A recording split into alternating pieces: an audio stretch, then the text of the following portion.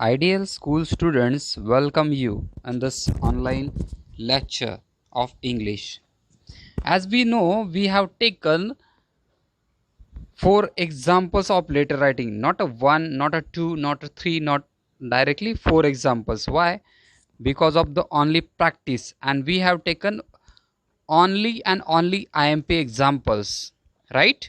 Now, I think it is sufficient to take four examples in letter writing. You must write it down in the notebook. Okay, if you have any difficulty you can contact me anytime. So right now I am taking this example of information transfer. Okay, it is so simple question if you understand very well. हा जर question तुम्ही समजून घेतला तर सोपा आहे, right. And it is most important. Right now I am taking example of HSC board which was asked in 2020, means before only 3 months. मला काय करायचं आहे, आत्ताचे एक्झाम्पल्स घ्यायचे 2019 आणि 2020चे. का? कारण की त्यानुसारच पुढचा पेपर सेट होतो, त्या पॅटर्ननुसारच पुढचा पेपर सेट होतो, राईट. So information transfer. तर बघूया information transfer. So let us see, try to understand what is the information transfer. So it is a very simple question if you will understand, right. सोपा question आहे. आता verbal to non verbal म्हणजे काय? Means verbal to non verbal, you will be given one passage, right.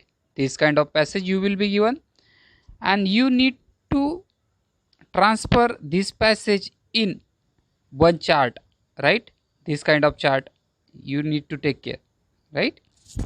So I am showing you chart, pie chart. This is a pie chart. You will ask me what is the pie chart. Okay, it is a tree chart, you know very well. It is a tree chart. Okay, this is that. But when you ask me what is a pie chart, see, it is so simple. This is pie chart and I need to show you what is a pie chart given below. This is a pie chart, means verbal.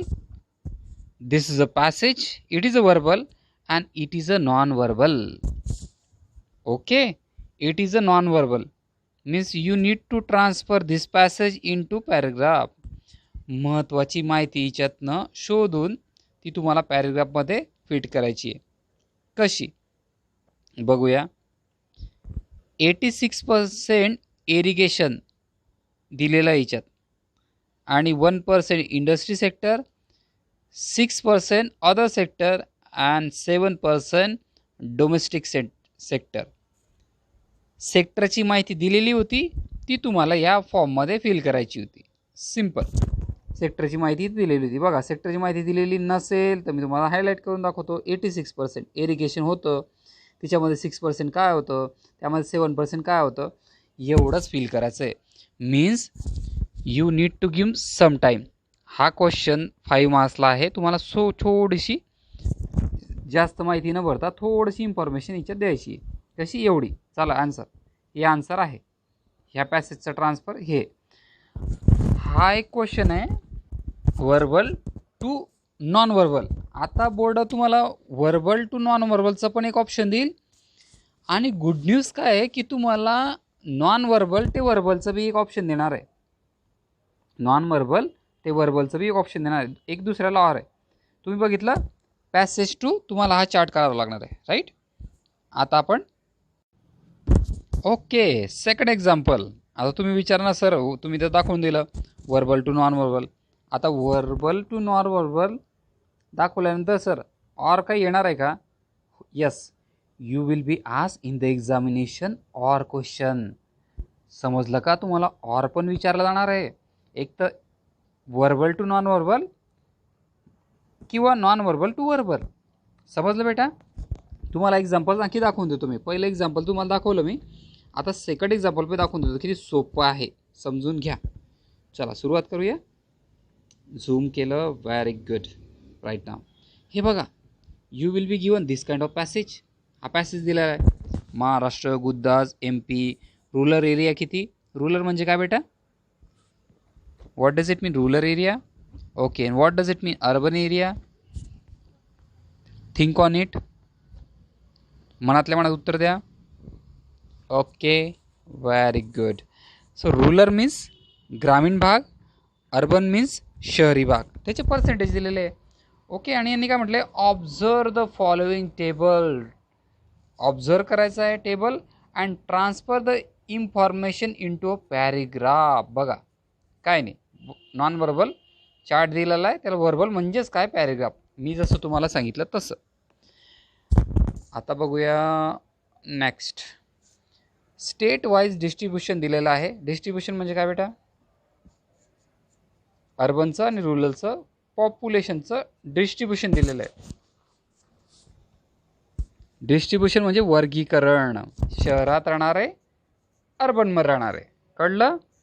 Okay, next. आता आपण बघूया, तुम्ही हे पण बघितलं की तुम्हाला paragraph बनवायचा आहे. तुम्हाला कशावरती बनवायचं आहे, अर्बन रुरल एरियाचं पॉप्युलेशनवरती. ह्या चार्टमध्ये तुम्हाला ही माहिती तुम्हाला पॅरेग्राफमध्ये फीड करायची. राईट बेटा.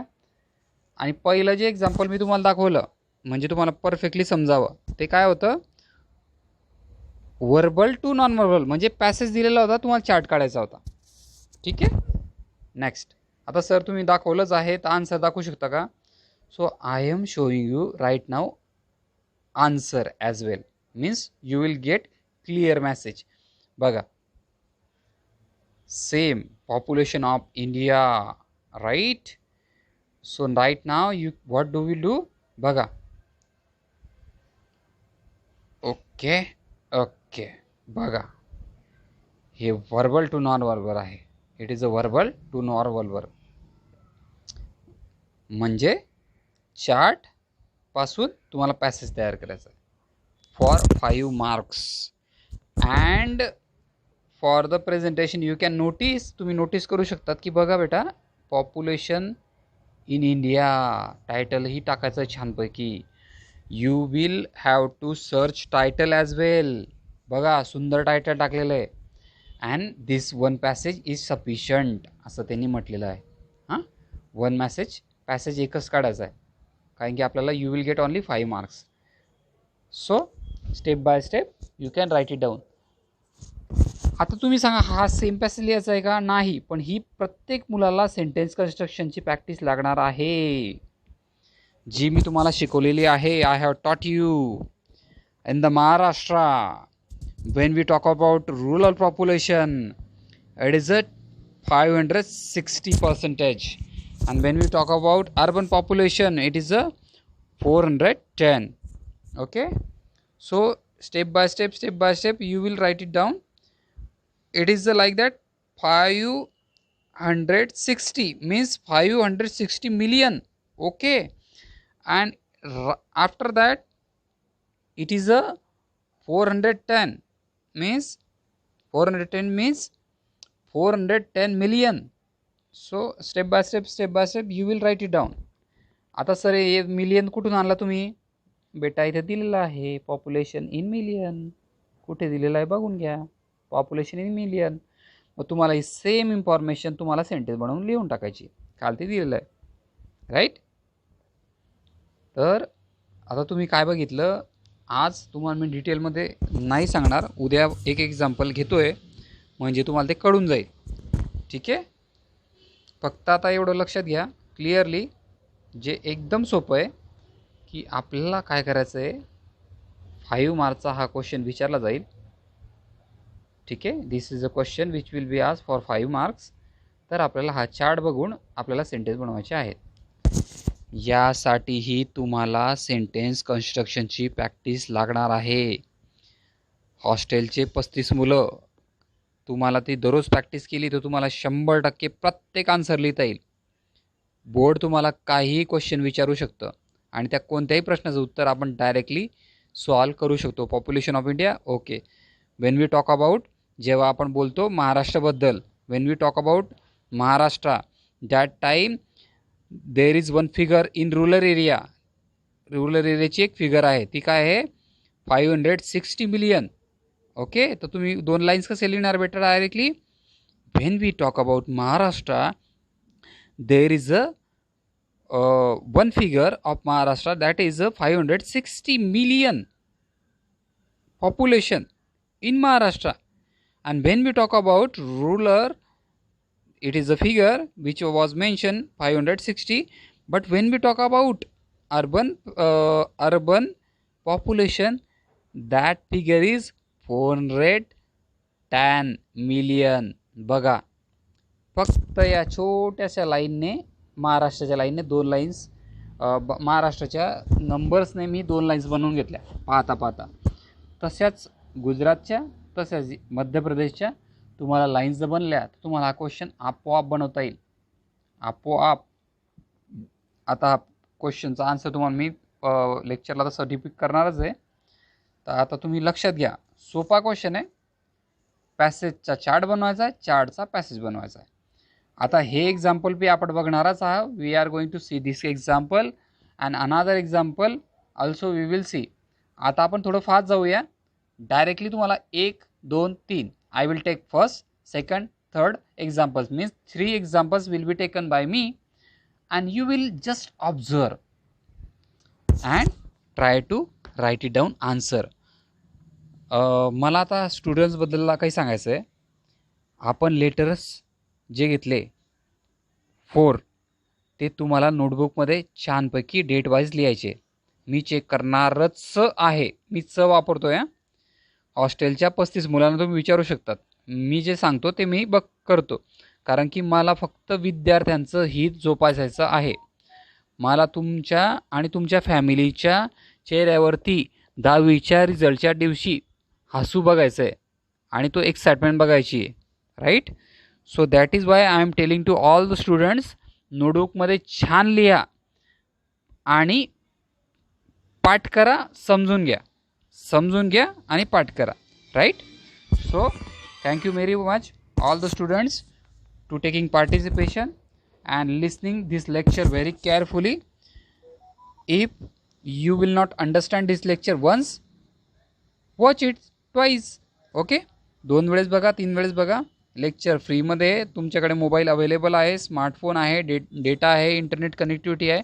1 वेळेस बघा, 2 वेळेस बघा, 3 वेळेस बघा. आपल्या स्कूलने तुम्हाला फॅसिलिटी दिलेलीच आहे. Thank you very much.